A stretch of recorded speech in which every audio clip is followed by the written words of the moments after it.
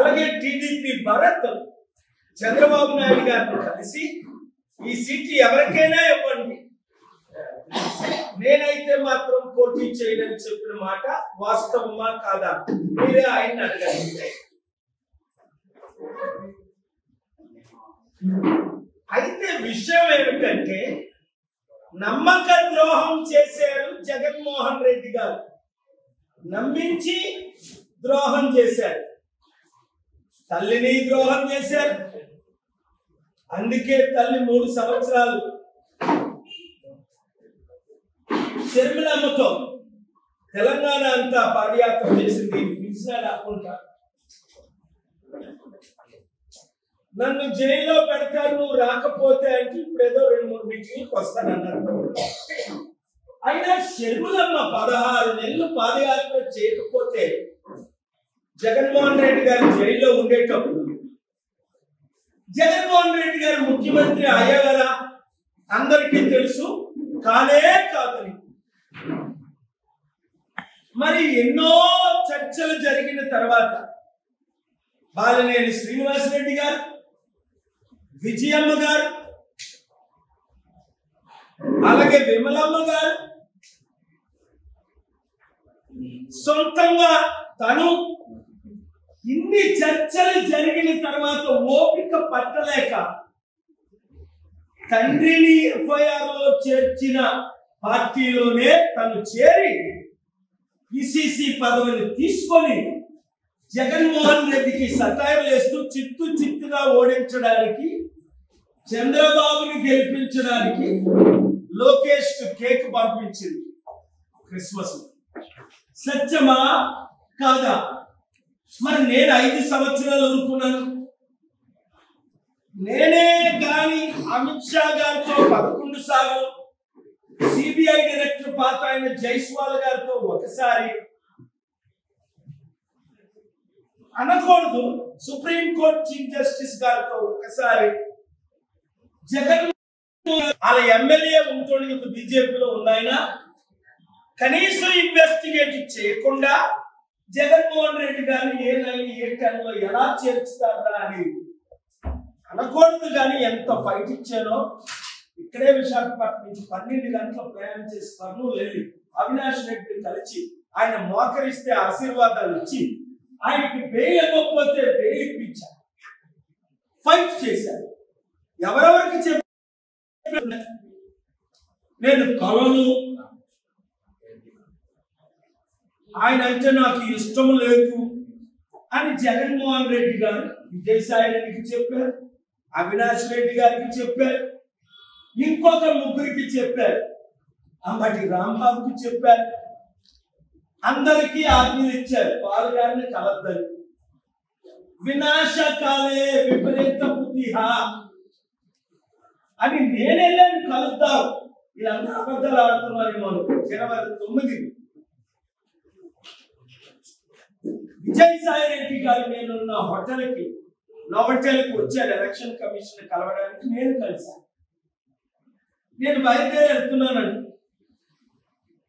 Sir తప్పకుండా మిమ్మల్ని కలుస్తారు. మరి 5 సంవత్సరాల నుంచి ఎందుకు కలవాలి నేను? మీరు గూగుల్ చేసి చూసుకోండి. ప్రైమ్ మినిస్టర్ మోదీ గారు నన్ను కలిసే విధానం, మొన్న జగన్ని కలిసారు, సీఎంలందరినీ నన్ను కలిసే విధానం ఆ ఒక్క ఫోటోలోనే మీకు అర్థమవుతుంది. నేను ఎప్పుడు ప్రైమ్ మినిస్టర్ గారితో ఫోటో తీసుకోలే.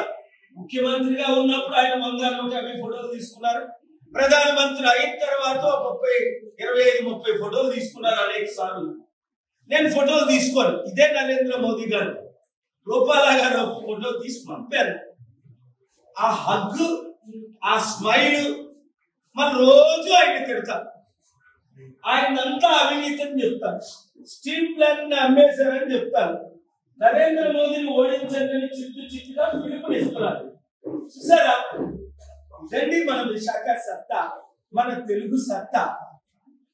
నేను ఎందుకు జగన్మోహన్ రెడ్డి గారిని కలవాలని ఆశిస్తున్నా?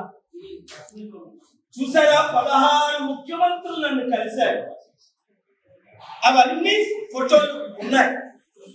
నార్త్ ఇండియాలో కేజ్రీవాల్ గారు అయితే పూజించి మరి కలిశారు. ఆ ఫోటోలు చూడండి ఎలాగా. సౌత్ ఇండియాలో ముఖ్యమంత్రులందరూ స్టాలిన్ గారు ఎంత గౌరవంగా రిసీవ్ చేసుకొని కలిశారు. నార్త్ ఈస్ట్ లో శరద్ పవార్ గారు ఏంటి, నితీష్ కుమార్ ఏంటి, ఒడిశాలో నవీన్ పట్నాయక్ ఏంటి, కాన్రాడ్ సంగమా ఏంటి, అందరూ ఐఎమ్ టాకింగ్ అబౌట్ నౌ. ఈ మధ్య కాలంలో మీరందరూ నన్ను తప్పడు. రేవంత్ రెడ్డి గారు అనేక సార్లు కలిశారు. ఎప్పుడు మేము రీచ్ తమ్ముడు నన్ను ఇంటికి పిలిపించుకున్నారు, నేనున్న దగ్గరికి వచ్చారు, సెక్రటరియట్ పిలిపించుకున్నారు జనవరి 29. ఈ మధ్యన మన అసెంబ్లీ పిలిపించుకున్నారు బడ్జెట్ రోజు. ఎందుకు మోదీ గారు, అమిత్ షా గారు, రూపాలా గారు ఎందుకు కలుస్తున్నారు? దేశంలో ఉన్న ముఖ్యమంత్రులందరూ ఎందుకు కలుస్తున్నారు?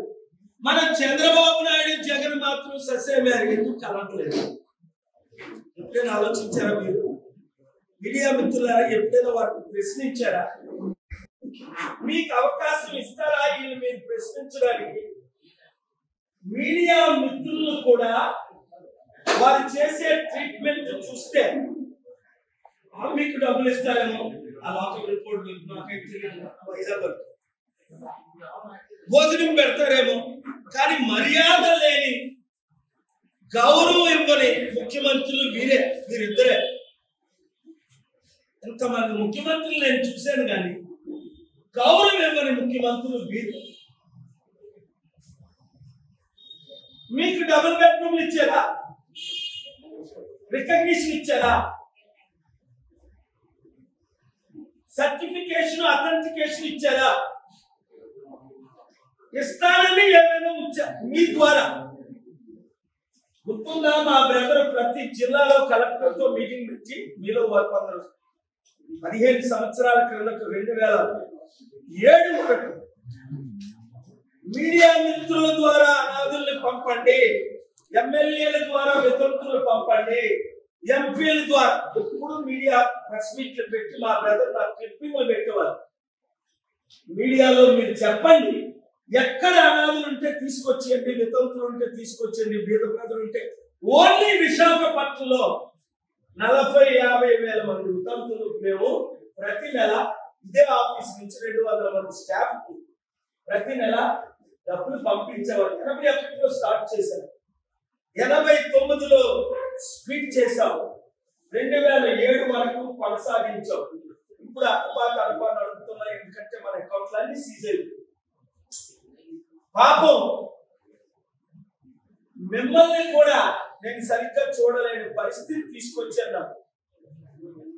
అయినప్పటికీ నేను ఇచ్చిన మాట దైవ మాట.